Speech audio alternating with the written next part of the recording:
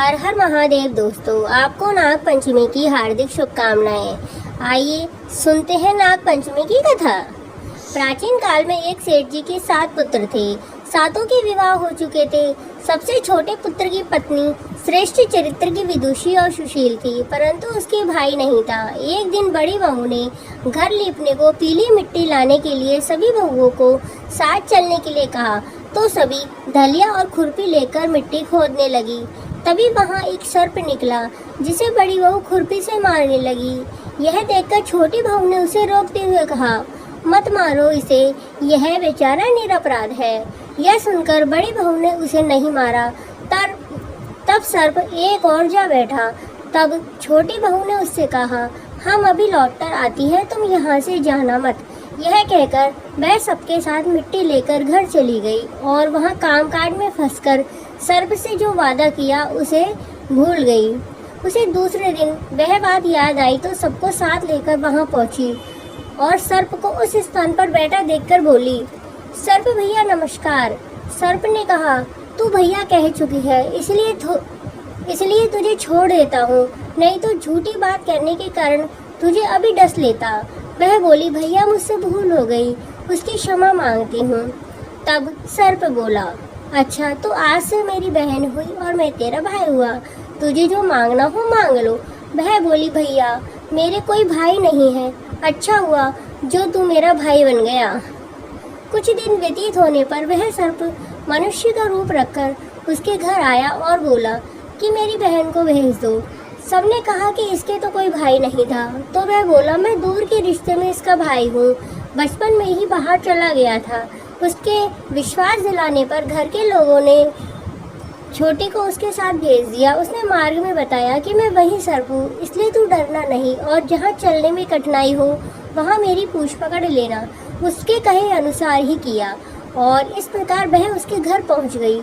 वहाँ के धन ऐश्वर्य को देखकर वह चकित हो गई। एक दिन सर्प की माता ने उससे कहा, मैं एक काम से बाहर जा रही हूँ, तू अपने भाई को ठंडा दूध पिला लेना। उसे यह बात ध्यान न रही और उसने गर्म दूध पिला दिया, जिससे उसका मुख बेतरह जल गया। यह देखकर सर्प की माता बहुत क्रोधित हुई, परंतु सर्प के समझाने पर शांत हो गई। तब सर्प ने कहा कि बहन को अब उसके घर भेज देना चाहिए। तब सर्प और उसके पिता ने उसे बहुत सा सोना, चांदी, जवाहरात, वस्त्र, आभूषण आदि देकर उसके घर पहुंचा दिया। इतना ढेर सारा धन देकर बड़ी बहू ने ईर्ष्या से कहा, भाई तो बड़ा धनवान है, तुझे तो उससे और भी धन लाना चाहिए।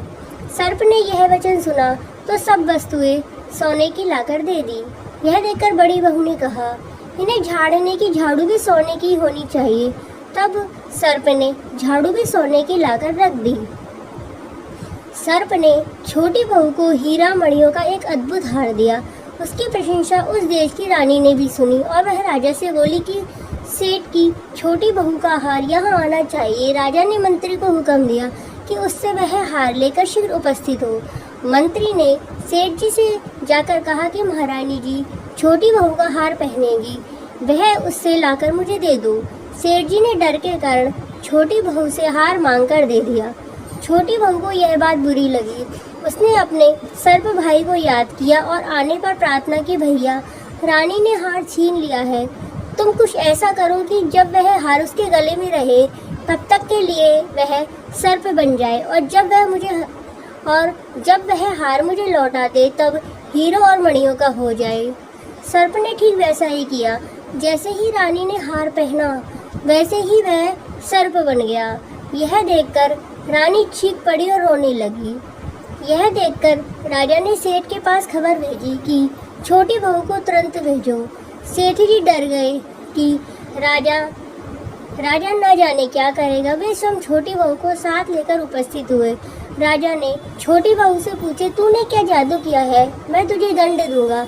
छोटी बहू बोली, राजन दृष्टता क्षमा कीजिए, यह हार ही ऐसा है कि मेरे गले में हीरो और मणियों का रहता है और दूसरे के गले में सर्प बन जाता है। यह सुनकर राजा ने वह सर्प हार बनाकर उसे देकर कहा, अब पहन कर दिखाओ। छोटी बहू ने जैसे ही उसे पहना वैसे ही वह हीरो मणियों का हो गया। यह देखकर राजा को उसकी बात का विश्वास हो गया और